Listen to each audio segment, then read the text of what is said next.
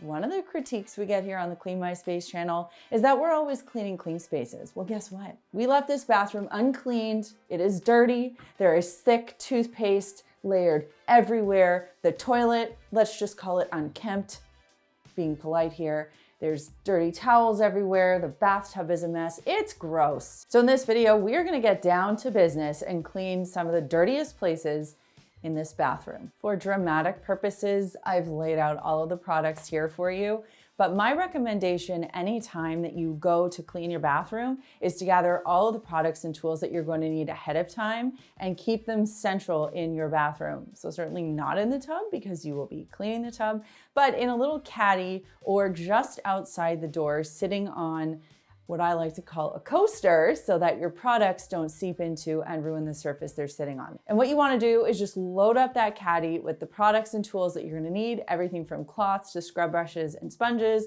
to products and sprays. That way you don't have to be running back and forth, wasting your time finding that product that you need and you wish you had packed. Let's get started with some of the cleaning tools that you're going to need. Obviously, the toilet bowl brush is pertinent. It is sitting off to the side. I'm not going to pick it up and wave it in your face because it is used and we can just leave it where it is, but we can all just take a moment and envision a toilet bowl brush. Okay, once that's done, you're going to need some microfiber cloths. I also recommend paper towels. These are important. I like to use these on the toilet. I don't like to use microfiber cloths on the toilet.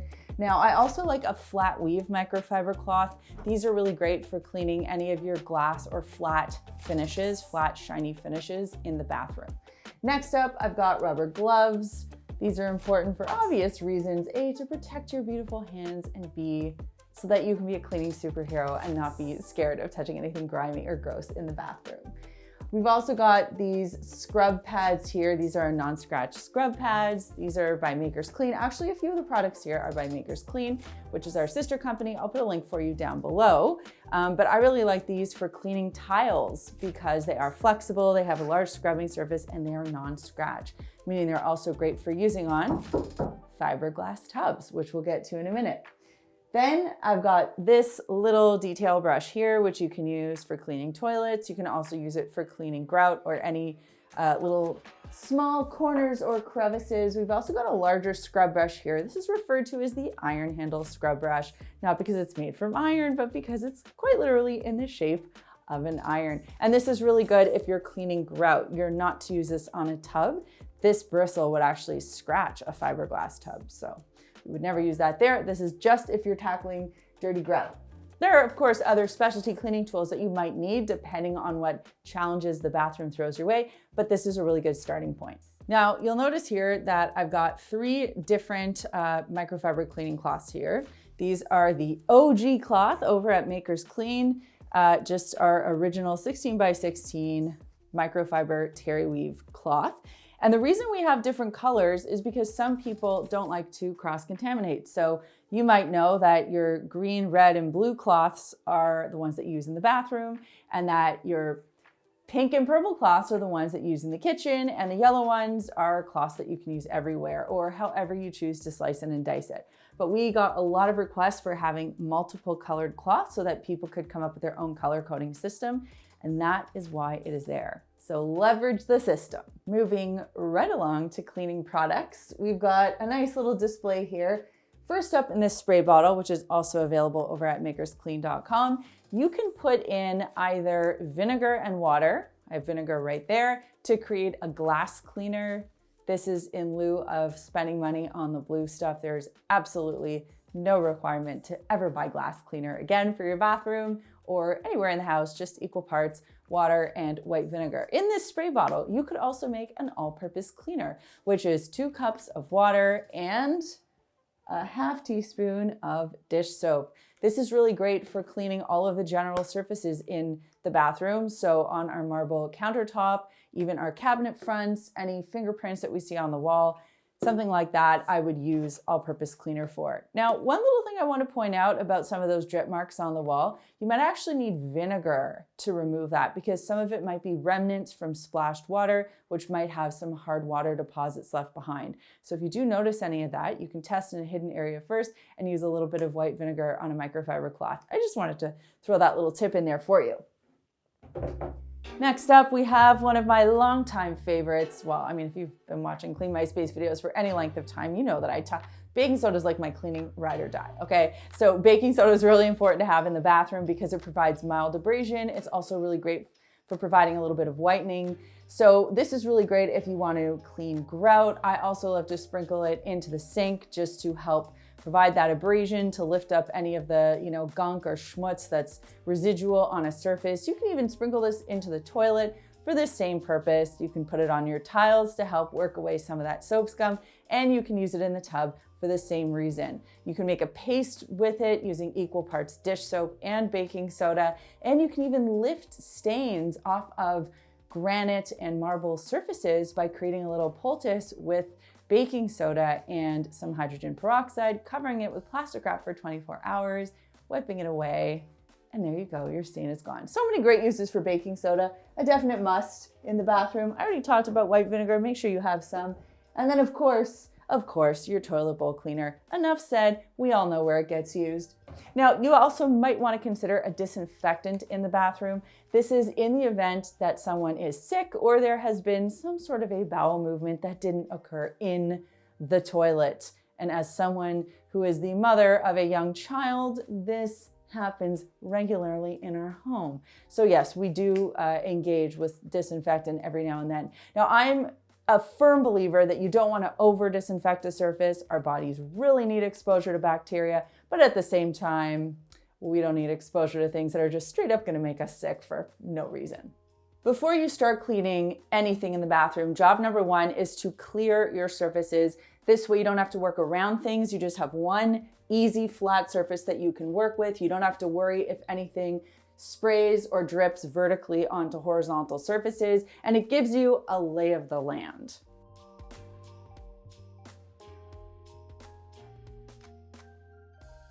So now that everything's clear, I can have a really good idea of what's clean and what is disgusting. And in this bathroom, there's a lot going on. So job number one is to sort of look straight down and see what's happening. There's a lot of toothpaste in this sink.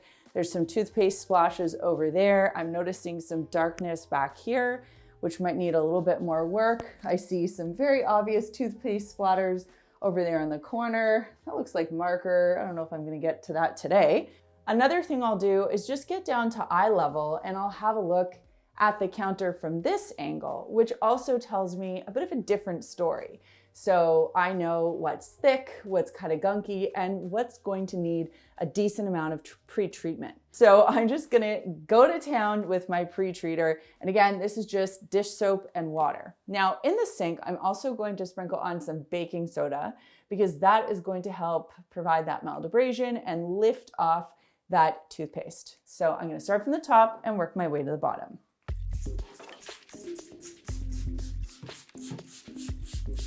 I'm spraying pretty liberally here because for pre-treating and pre-soaking to work, the surface needs to be really wet. And some of these things might be tempting to touch or scratch or scrape off, but don't do that.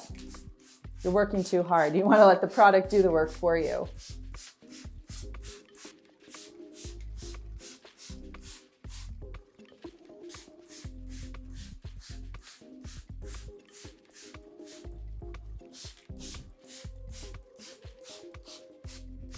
Gonna have a talk with my daughter about where we do and do not put toothpaste. All right, so product has been sitting on this area for a few minutes now. It's had its time to do its work, and now I'm gonna get rid of it, and I wanna show you what it's like to use some heavier duty tools. Now again, as I said, it's really important to let the product sit and do the work because despite the fact that I have these tools here, I don't wanna do too much extra work. I'm not all about that hardworking life. So first I'm gonna get gloves on because I can't do any more damage to my nails. I've already ruined them enough this week, but also I don't wanna have dry hands. So it's nice to glove up. Next, I've got this scrub brush here, just gonna allow me to tackle any of the gunk that's kind of building up around these areas here. This is where we see a lot of hard water, toothpaste splatters, and the like. And then if I see anything like this, I can sort of just use the edge of my brush to see how we're doing. That's pretty good. That came off nice and easy.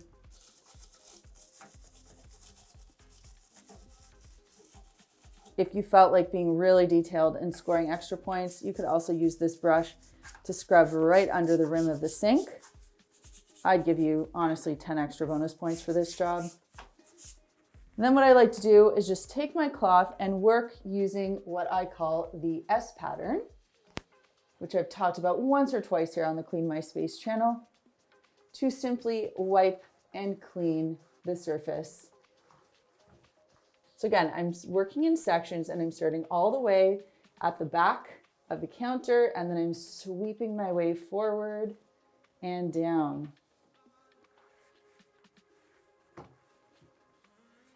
So now my faucets and my counter looks great, and I can move on to the sink.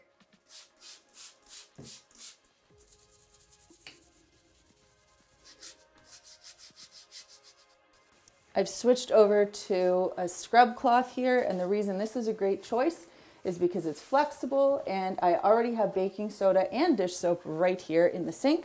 So this is providing that great abrasion, and it's going to leave the sink with a nice, clean, glossy finish when all is done. A quick buff from a dry microfiber cloth. This also lets you get rid of any of those remaining pesky hairs. There's always one straggler, quite literally.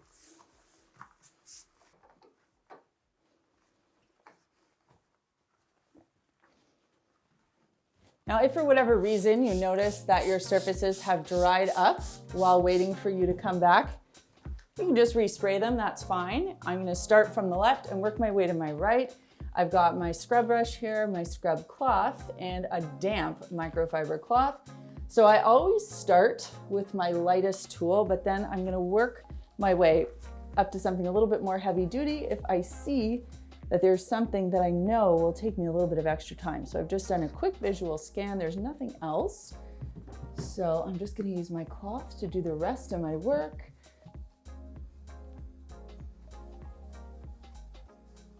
In a bathroom, points of contact are very important places because we are touching ourselves and then touching the things and then touching our face and touching ourselves again. And they can get really grimy really fast. And these are relay points for passing on germs to people. So it's important that we keep these areas clean, and if you so choose, disinfected. Now, what I'm gonna do is just show you how I would clean a point of contact. And of course, for a light switch plate, I am not going to spray it directly because I don't want to short any circuits here. Instead, I'm going to spray my cloth with all-purpose cleaner, and then I am simply going to give it a really good wipe down. Sorry for the bad lighting.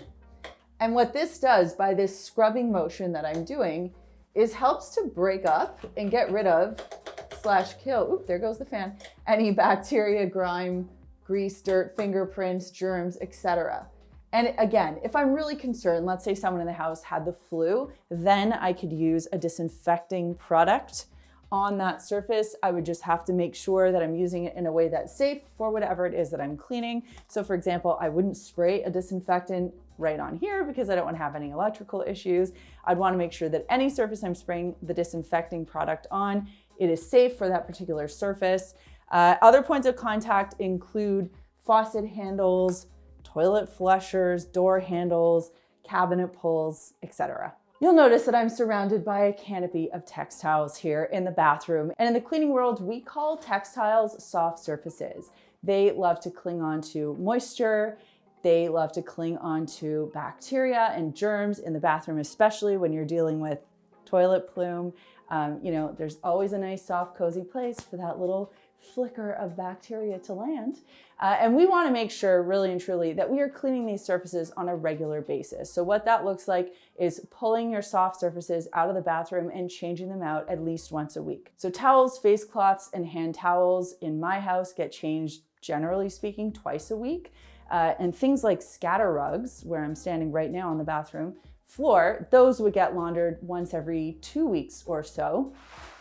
Something like a shower curtain, if you so choose, can be laundered once a month as well. So just keep those soft surfaces in mind. And then other things to remember when you're in the bathroom is to make sure that you're ventilating properly during and after bathing so that moisture doesn't linger in your soft surfaces. and to air them out properly when you are done using them. So that means opening the shower curtain fully and hanging your towels to dry by spreading them out on a towel bar instead of grouping them into a corner or on a hook where air will have trouble circulating. We're doing this new thing here on YouTube using the YouTube membership program where you can become a Clean My Space community member. Now there is zero pressure. You do not have to do this. You will always get our videos for free right here on the Clean My Space channel.